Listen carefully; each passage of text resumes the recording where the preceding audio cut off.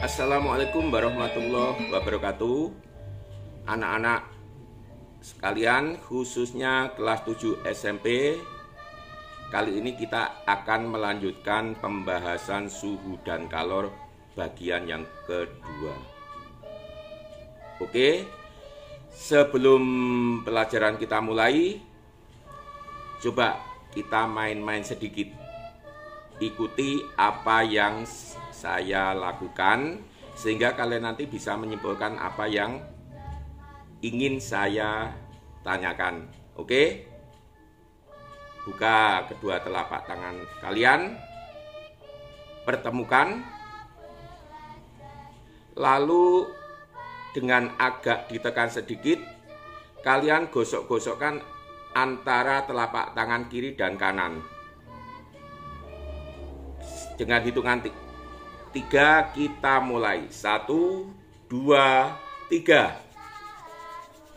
Enggak usah terlalu lama ya, cukup beberapa detik asal kalian menekannya agak kencang. Oke, saya yakin kalian mesti merasakan sesuatu di telapak tangan kalian. Stop. Apa yang kalian rasakan tadi ketika sedang menggosok-gosokkan telapak tangan kiri dan kanan? Apa yang terjadi dalam peristiwa tersebut? Yang bisa memberi kesimpulan dari kegiatan tadi bisa ditulis di kolom komentar.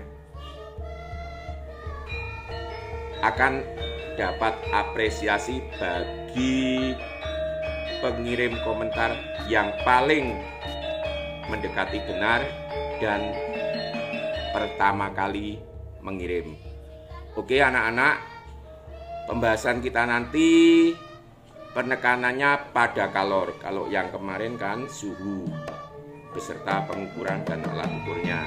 Sekarang peranan kalor dalam kehidupan sehari-hari, termasuk bagaimana pengaruh kalor pada benda, bagaimana jika suatu benda diberi kalor atau sebaliknya sebuah benda kehilangan atau melepaskan kalor. Oke anak-anak, tidak usah menunggu lama, mari kita ikuti materi suhu dan kalor bagian yang kedua.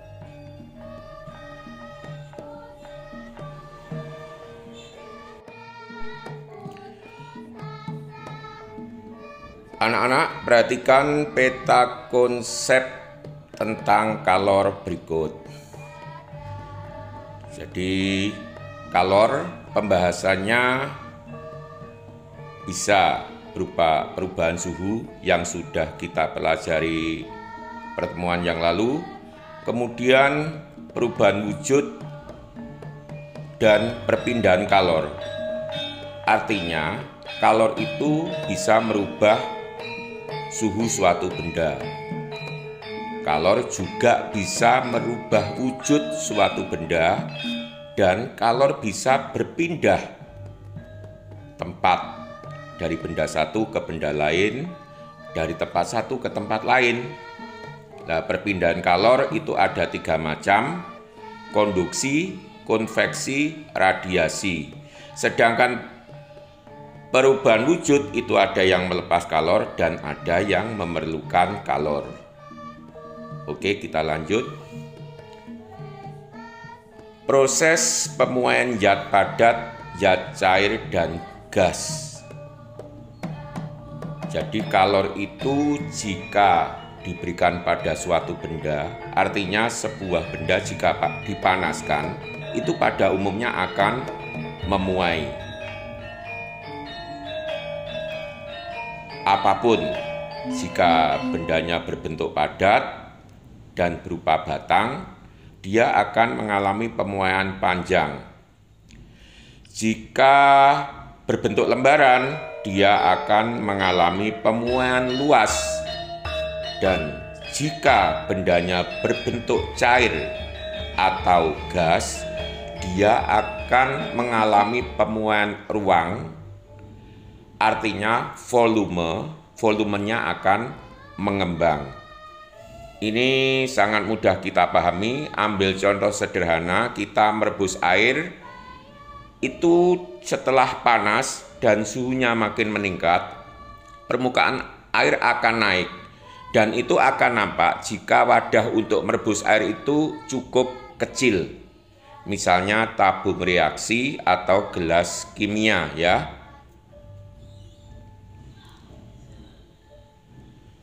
Oke, prinsip pemuaian dalam teknologi banyak sekali di sekitar kita. Misalnya kabel listrik itu pada malam hari terlihat kenceng, tapi pada siang hari terlihat kendor, dan masih banyak yang lain-lain bisa kamu cermati di sekitarmu.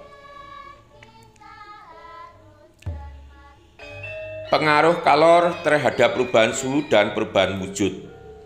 Nah, banyaknya kalor yang diperlukan untuk mengubah suhu suatu benda itu dipengaruhi oleh massa zat dan jenis zat tersebut. Jadi walaupun massanya sama, kalau jenis zatnya berbeda, untuk menaikkan ke suhu yang sama tentu saja diperlukan kalor yang berbeda.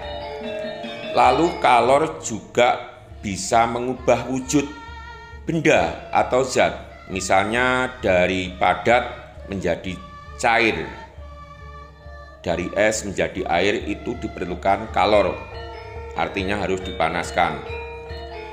Azaz Black menyebutkan bahwa jika suatu benda melepaskan kalor dan diberikan pada benda lain, maka kalor yang dilepaskan oleh benda itu besarnya sama dengan kalor yang diterima oleh benda lainnya. Kalau disingkat, kalor yang dilepas sama dengan kalor yang diterima. Selain bisa mengubah suhu, mengubah wujud suatu zat, kalor sendiri sebagai salah satu bentuk energi bisa berpindah tempat. Dari tempat satu berpindah ke tempat lain dengan beberapa cara. Ya. Yang pertama secara konduksi. Ya. Melalui zat antara. Misalnya kita membakar sebatang besi, ujungnya kena api, ujung lainnya kita pegang, maka tangan kita akan merasa panas karena ada panas yang berpindah melalui batang besi tersebut. Kemudian secara radiasi tanpa melalui zat antara, bahkan bisa melalui ruang hampa, misalnya cahaya matahari sampai ke bumi atau sampai ke tubuh kita. Dan yang satunya secara konveksi melalui aliran, artinya melalui zat antaranya itu ikut bergerak. Misalnya kita merebus air, bagian yang bawah panas, maka massa berat jenisnya mengecil, dia akan ke atas, air yang di atas lebih dingin tadi akan turun ke bawah. Begitu seterusnya, akhirnya terjadi perputaran air dari yang panas di bawah naik ke atas, begitu seterusnya. Ya, jadi ada 3 macam perpindahan kalor, ya. Kemudian hubungan kalor dengan makhluk hidup. Ini tentu saja tidak lepas karena tubuh makhluk hidup pasti membutuhkan kalor atau panas, yang mana kalor atau panas ini juga merupakan salah satu bentuk energi. Jadi kalor itu salah satu bentuk energi. Misalnya kalau kita menggosok-gosokkan tangan dengan tangan kiri dan kanan, itu akan menghasilkan panas. Jadi energi gerak dari tangan kita tadi berubah menjadi panas. Hubungannya dengan kalor, maka makhluk hidup itu dibagi 2 kelompok. Ada yang disebut berdarah panas, ada yang disebut berdarah dingin. Yang makhluk hidup berdarah panas itu itu suhu tubuhnya tergantung dari metabolisme tubuh itu sendiri. Sementara makhluk hidup yang berdarah dingin, suhu tubuhnya dipengaruhi oleh lingkungan. Maksudnya apa? Begini, kalaupun suhu lingkungan dingin, tubuh kita itu bisa mempertahankan suhu normal tubuh yang panas sekitar 36 derajat Celcius. Walaupun suhu di lingkungan, di udara sekitar kita hanya 15 derajat Celcius.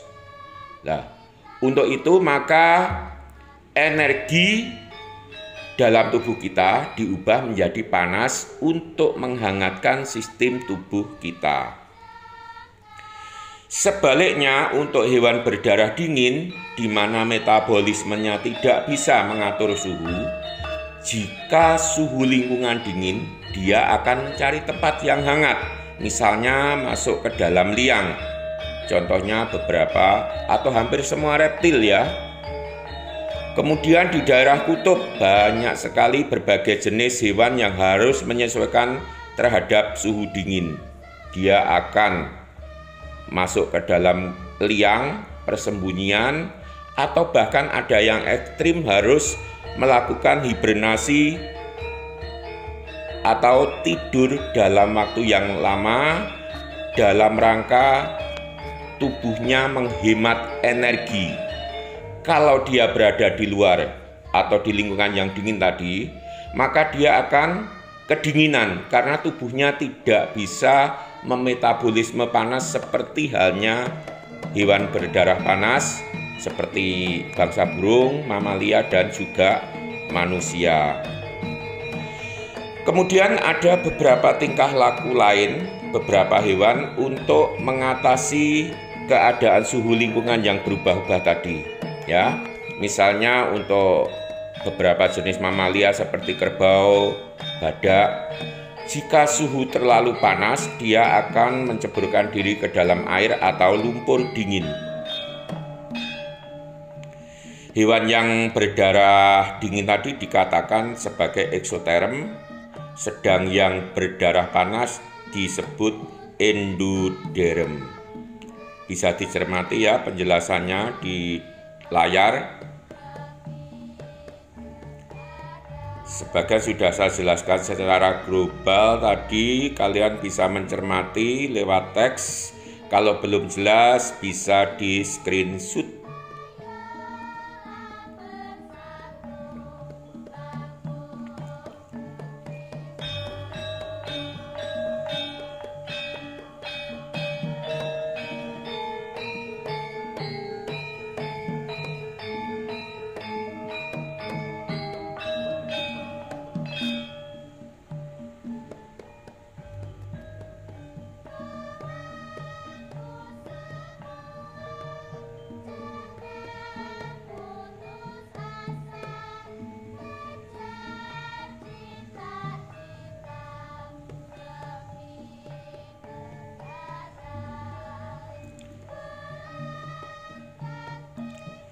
Nah, ini ada beberapa perilaku dari hewan berdarah panas atau endoderm. Memang pada umumnya dengan metabolisme tadi untuk menghasilkan panas dari tubuh. Namun ada beberapa perilaku untuk beberapa jenis hewan tertentu, yaitu dengan cara melakukan torpor. Torpor itu menurunkan suhu tubuh di bawah normal agar metabolisme sedikit atau melambat sehingga terjadi penghematan energi ya.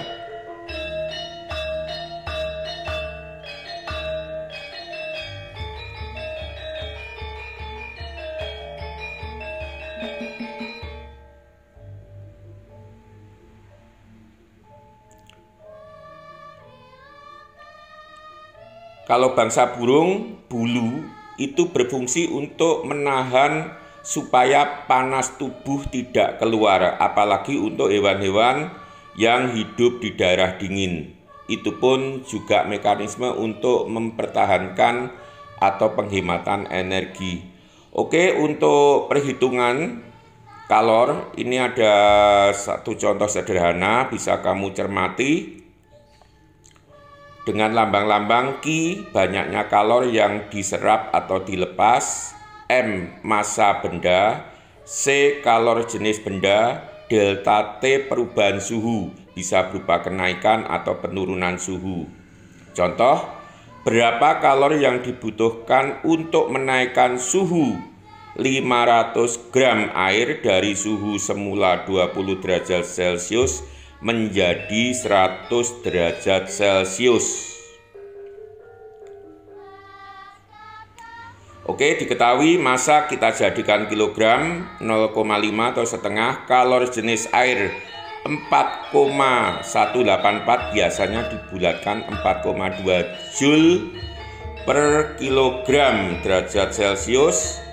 Kenaikan suhu air atau delta T 100 dikurangi 20 sama dengan 80 derajat Celcius.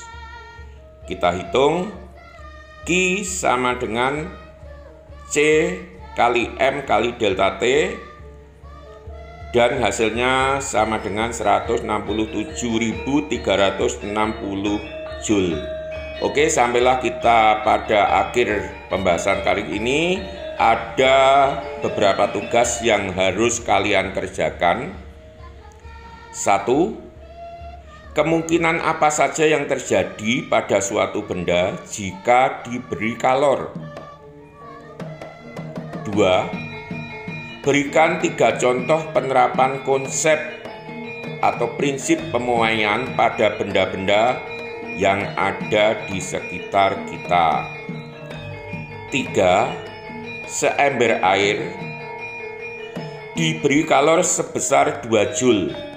Berapa besar kalor tersebut dalam satuan kalori?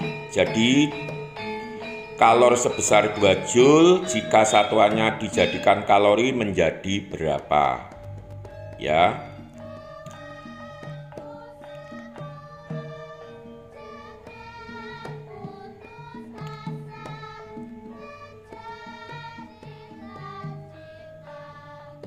Nomor 4, menghitung ya. 2 kg air yang suhunya 20 derajat Celcius dipanaskan hingga suhunya menjadi 60 derajat Celcius. Jika kalor jenis air 4200 Joule per kilogram derajat Celcius, tentukan besarnya kalor yang diperlukan.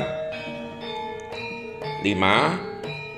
Beri masing-masing 2 contoh peristiwa konduksi, konveksi, dan radiasi yang ada di sekitar kita. Masing-masing cukup 2 contoh saja ya.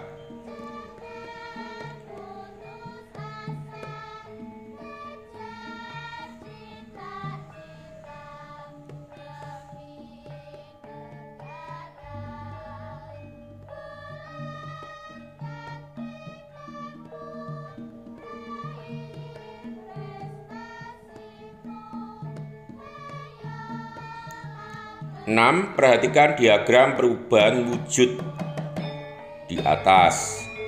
Padat mencair jadi cair, kemudian menguap jadi gas. Kalau menyublim jadi dari padat menyublim jadi gas. Kemudian dari gas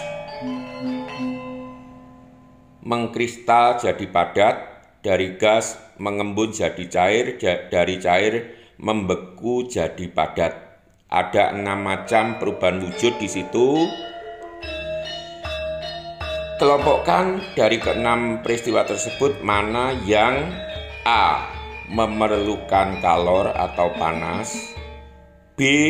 melepaskan kalor atau panas.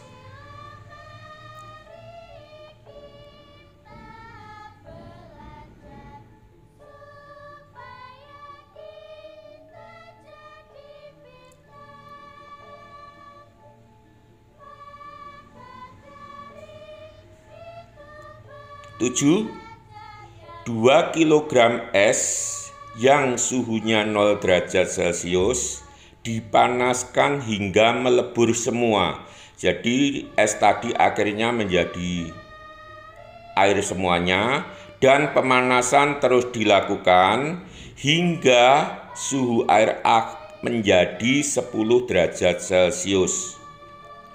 Tentukan besarnya kalor yang diperlukan dalam proses tersebut.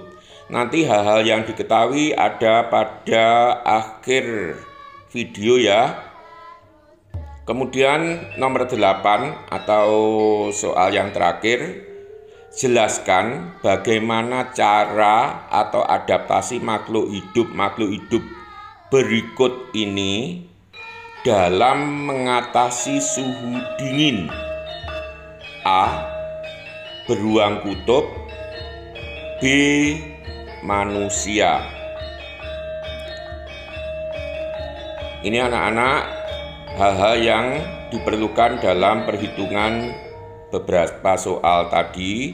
Kalor jenis air 4.200 Joule per kilogram derajat Celcius. Kalor jenis es 2.100 Joule per kilogram derajat Celcius. Kalor laten lebur es atau kalor lebur es sama dengan 336.000 Joule per kilogram derajat Celcius.